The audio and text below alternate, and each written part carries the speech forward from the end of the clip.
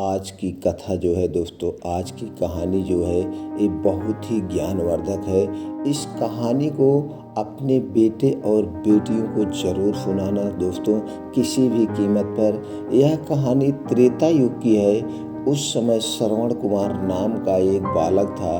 उसके माता पिता अंधे थे और उन्होंने श्रवण को कई मुसीबतों का सामना करते हुए पाला था। श्रवण कुमार बचपन से ही अपने माता पिता का बहुत आदर करता था। जैसे जैसे श्रवण कुमार बड़ा होता गया, उसने घर की जिम्मेदारी अपने कंधों पर ले ली। वह रोजाना सुबह उठकर सबसे पहले अपने माता पिता को स्नान कराने के लेकर तालाब से पानी भरकर लाता था। इसके बाद वह तुरंत जंगल की ओर लकड़ियां बीनने जाता था। फिर लकड़ियां लाने के बाद श्रवण कुमार चूल्हा जलाकर माता पिता के लिए खाना बनाता था।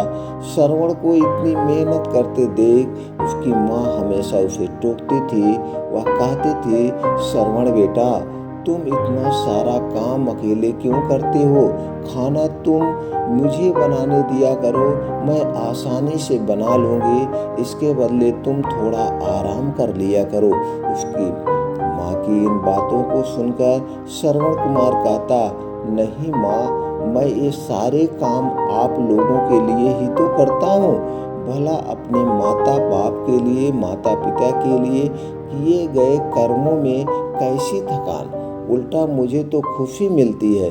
श्रवण कुमार की इन बातों को सुनकर उसकी माँ भावुक हो गई और रोज भगवान से प्रार्थना करती थी, हे प्रभु, इतना ध्यान रखने वाला श्रवण जैसा बेटा हर माता पिता के घर होना चाहिए। जन्म दीजिएगा और ये संस्कार दीजिएगा।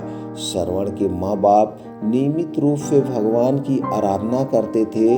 वह उसके लिए फूल और पूजा की अन्य सामग्री लाता, फिर खुद भी बिना देर किए माता पिता के साथ पूजा में शामिल हो जाता था। श्रवण कुमार धीरे धीरे बड़ा हुआ और जल्दी से घर के कार्यों को खत्म करके बाहर काम पर निकल जाता था। एक दिन श्रवण अपने माता पिता के साथ बैठा था। तभी उन्होंने श्रवण से कहा, बेटा, तुमने हमारी हर ख्वाहिश पूरी की है। अब हमारी केवल एक ही इच्छा है जिसे हम पूरी करना चाहते हैं। यह सुनकर श्रवण ने उनसे पूछा, ऐसी कौन सी इच्छा बाकी है जिसे आप पूरा करना चाहते हैं? आप केवल आदेश दें, मैं आपकी हर एक ख्वाहिश को पूरा करूँगा। इस पर श्रवण के पिता ने कहा, बेटा, अब हम बूढ़े हो चुके हैं और हम चाहते हैं कि मरने से पहले तीर्थ यात्रा के लिए जाएं। भगवान की शरण में जाकर हमें सुकून की प्राप्ति होगी। उनका आशीर्वाद लेना चाहते हैं। हम चारों धाम की यात्रा करना चाहते हैं।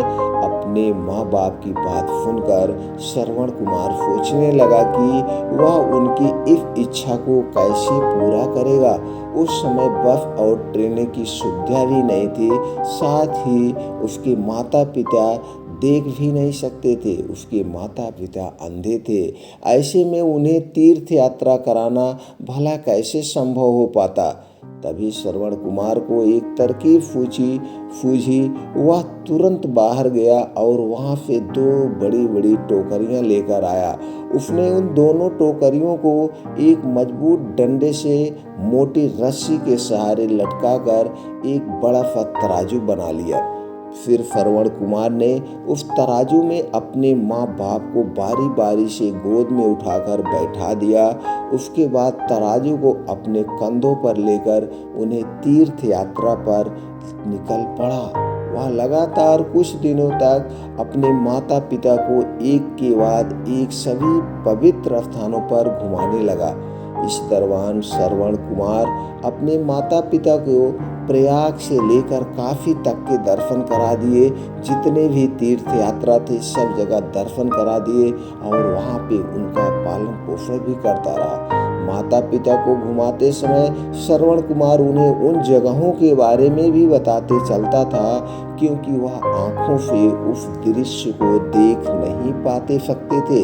अपने बेटे की मेहनत को देखकर उसके माता पिता बहुत खुश थे। उन्होंने एक दिन श्रवण से कहा, बेटा हम देख नहीं सकते, लेकिन कभी भी हमें इस बात का दुख नहीं हुआ। तुम हमारे लिए हमारी आंखें हो। तुमने हमें जिस तरह सारे पवित्र स्थानों की कथा सुनाकर उनके दर्शन कराए हैं, ऐसा लगता है जैसे कि हमने सच में प्रभु के दर्शन अपनी आंखों से किया हो। अपनी माता पिता की बातें सुनकर श्रवण ने कहा, आप लोग ऐसी बातें ना करें। बच्चों के लिए माता पिता कभी भी बोझ नहीं होते हैं, यह तो बच्चों का धर्म होता है। एक दिन श्रवण कुमार आराम करने के लिए अयोध्या के पास अपने माता पिता के साथ रुका। तभी उसकी माँ ने पानी पीने की इच्छा जताई। श्रवण को पास में ही एक नदी दिखाई दी। उसने अपने माता पिता से कहा, आप दोनों यहाँ आराम करें, मैं आप लोगों के लिए अभी पानी लेकर आता हूँ। नदी के पास जाकर पहुंचकर श्रवण कुमार कमंडल में पानी भरने लगा। उसी जंगल में अयोध्या के राजा दशरथ भी शिकार के लिए पहुंचे थे। पानी की हलचल की आवाज सुनकर उन्हें लगा कि कोई जानवर पानी पीने आया है। उन्होंने बिना देखे केवल ध्वनि सुनकर ही अपना तीर चला दिया। दुर्भाग्य से यह सीधे श्रवण कुमार को लगा। तीर लगते ही वह चीख पड़ा। इसके बाद राजा दशरथ जब अपने शिकार को देखने पहुंचे तो वहां श्रवण था। वो तुरंत श्रवण के नजदीक पहुंचे और कहा, मुझसे बहुत बड़ी भूल हो गई है, मुझे माफ कर दीजिए। मुझे बिल्कुल नहीं पता था कि यहाँ कोई मानव होगा। मैं इस गलती का पश्चाताप करने के लिए क्या करूं? क्या तुम मुझे माफ कर दोगे? तभी कहारते हुए श्रवण कुमार ने कहा, यहाँ से थोड़ी ही दूर जंगल में मेरे माता पिता बैठे हैं। उनकी काफी प्यास लगी है, उन्हें बहुत प्यास से व्याकुल है। आप उन तक यह पानी पहुंचा दीजिए और मेरे बारे में उन्हें कुछ ना बताइए। इतना कहते कहते श्रवण कुमार की सांसें रुक गई। श्रवण कुमार की मौत से राजा दशरथ सुन्न पड़ गए। किसी तरह वो श्रवण कुमार के बताए अनुसार जल लेकर उनके माता पिता के पास पहुंचे। श्रवण के माता पिता अपने बेटे की आहट को बखूबी पहचानते थे। जब राजा दशरथ उनके करीब पहुंचे तो उन्होंने आश्चर्य से पूछा, तुम कौन हो और हमारे श्रवण को क्या हुआ? वह क्यों नहीं आया? राजा दशरथ उनके सवालों का जवाब नहीं दे पाए। उन्होंने चुपचाप पानी उनकी तरफ बढ़ा दिया। तभी श्रवण की माँ ने चिंतित स्वर में जोर से कहा, तुम कौन हो और मेरा बेटा कहाँ है? यह बताते क्यों नहीं हो तुम? श्रवण की माँ की चिंता देखकर राजा दशरथ ने कहा, माँ मुझे माफ कर दीजिए। शिकार करने के लिए मैंने जैसे ही जो तीर चलाया था वो सीधे आपके बेटे श्रवण को जा लगा। उसने मुझे आप लोगों के बारे में बताया, इसलिए मैं यहाँ पानी लेकर चला आया हूँ। इतना कहकर राजा दशरथ चुप हो गए। राजा दशरथ की बात सुनकर श्रवण की माँ जोर जोर से रोने लगी। उन दोनों ने अपने बेटे की मौत के गम में राजा दशरथ के लाए हुए पानी को हाथ तक नहीं लगाया। श्रवण के पिता ने तभी राजा दशरथ को पुत्र वियोग का श्राप दे दिया। कुछ देर बाद श्रवण के माता पिता ने अपने प्राण त्याग दिए पुत्र के वियोग में, क्योंकि उन्होंने सोचा अब मेरा जीना व्यर्थ है। मेरी दुनिया, मेरा संसार मेरे पुत्र थे, मेरे जैसा पुत्र अब नहीं मिलेगा, और अपने प्राण को त्याग दिए। बताया जाता है कि श्रवण कुमार के पिता श्राप के परिणाम स्वरूप ही राजा दशरथ को अपने पुत्र राम से दूर रहना पड़ा। राजा दशरथ के इस श्राप को पूरा करने के लिए ही भगवान राम को 14 वर्षों का वनवास हुआ, जिसका माध्यम दशरथ की पत्नी कैकेयी बनी।